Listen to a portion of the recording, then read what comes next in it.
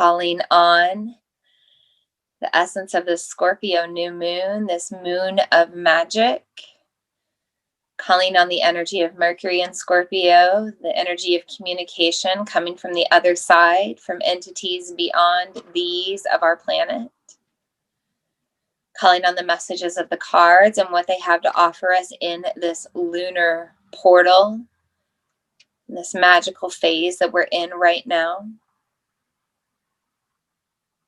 Whatever needs to be received clearly, and let it serve us as we move forward onto our path of our highest intention. So I did things a little bit different this time, Moon Tribe. Normally I pull a past, present, and future card. But this time I wanted to pull a card from each one of my decks. So Scorpio is an energy of life, death, and rebirth. It's got these three archetypes. You have an earth energy with Scorpio. You have an air energy with Eagle. You have a fire energy with Phoenix. Earth is the birth and life energy. And then you have this death energy. And then you have this rebirth energy with the Phoenix, death energy of the Eagle, letting the old things die, letting them not weigh you down anymore. And so I felt called to just pull three cards of guidance because we're in a time of deep magic. We're in a time to connect to the other side and ask what it has to offer us. And I have some pretty powerful decks. And so I thought they all had their own special message to offer us tonight. And so I'm starting with the traditional tarot.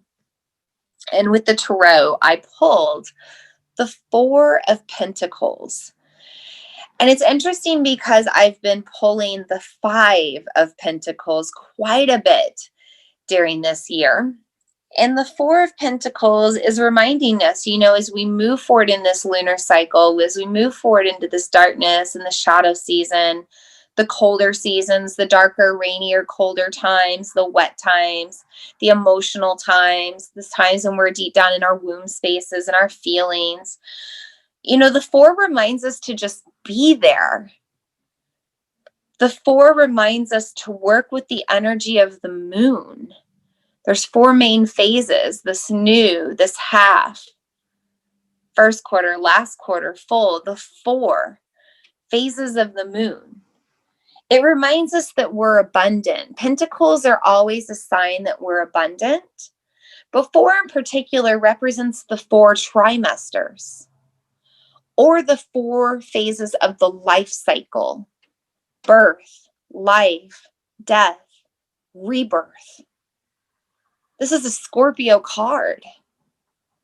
Four is this number of the angels. Got a little tongue-tied there, Mercury and Scorpio. Four is the number of the angels. I've brought an angelite into our new moon circle tonight. We've been calling upon our angels right now. It's what we should do in times of darkness.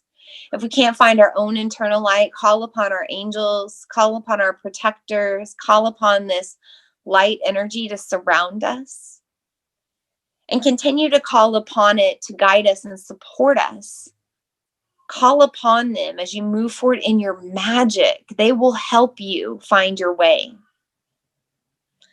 So this Four of Pentacles, as we pull this on the new moon in Scorpio, this reminds us to be in our womb space, to work with these phases of energy and emotion that come through us as we wax and wane as natural beings on this natural planet affected by nature.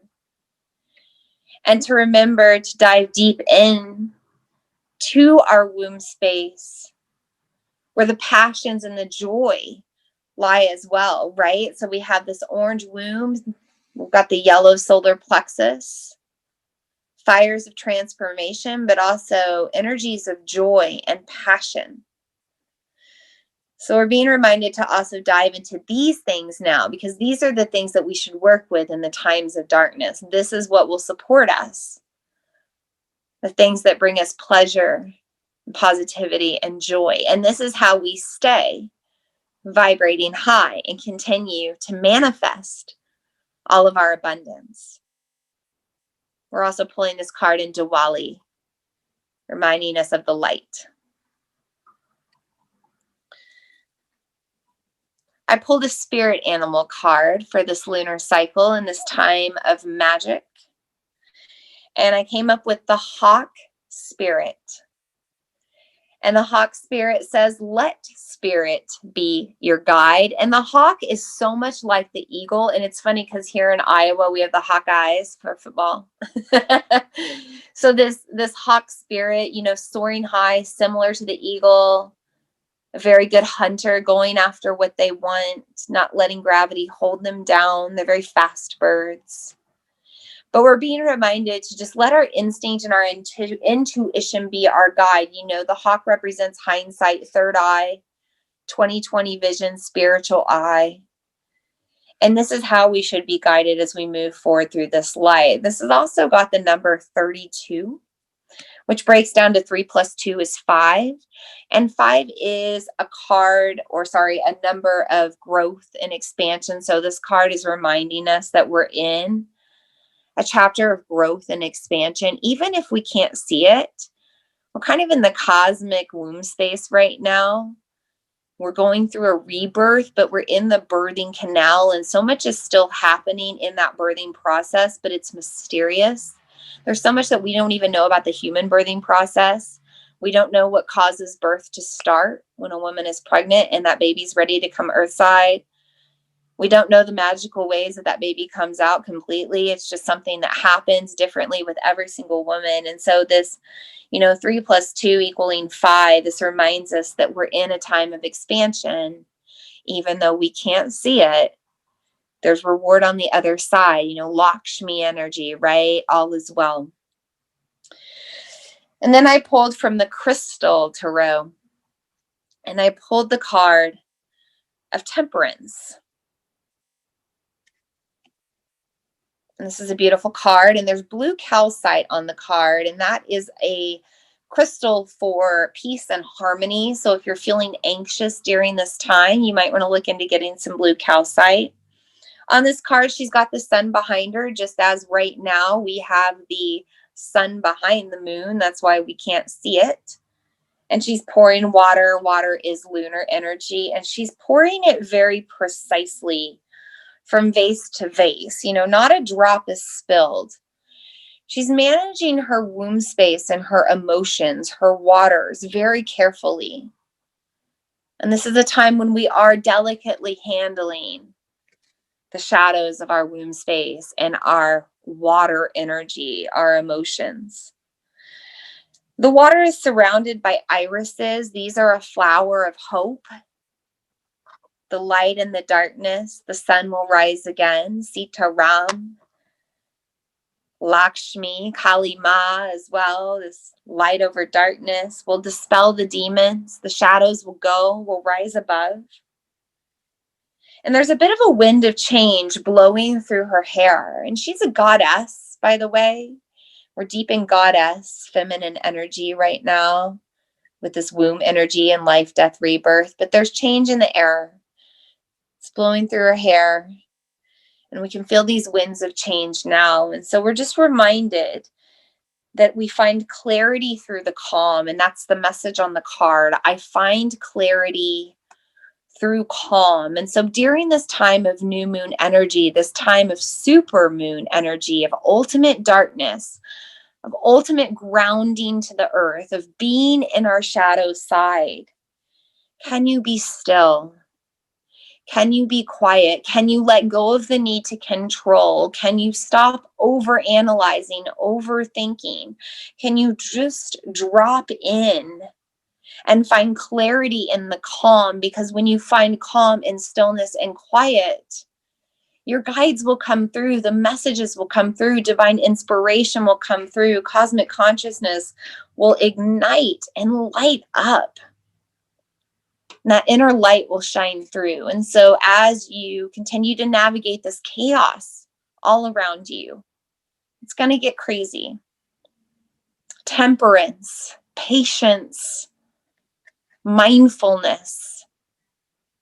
These are the tools that will help you to continue to survive We're surviving in the Scorpio energy, right? This is how we thrive.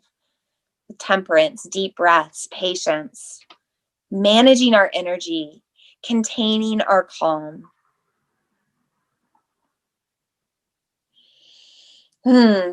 Beautiful, magical cards. And I just want to see what was said in the chat here real quick. Amy says, I've been working with wounded inner child a lot lately. Thank you for reminding me about the light and magic of being a Scorpio. Yes, there is a light side and a dark side to all of our energies, every single one. You know, we think about the light and the fire of Leo. The Leo has the dark side of the ego. You know, that's just one example. I'm not going to go through all the signs. I'm a Libra.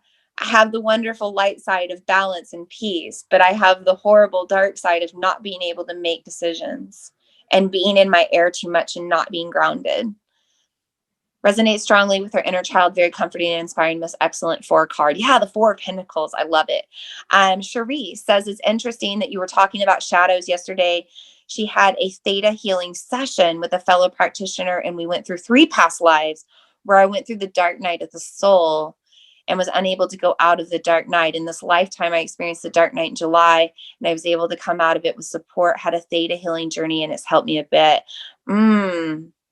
Very interesting. You're going through a transformation right now, you know, and I don't know if you know this, Charisse, but in July, that was the time when Mary Magdalene and just energy was really strong as well, which is the energy of the priestess and the whore at the same time. I don't know if that resonates with you, but I just want to put that out there because that's coming through to share as I take a deep breath and channel that out. Whew.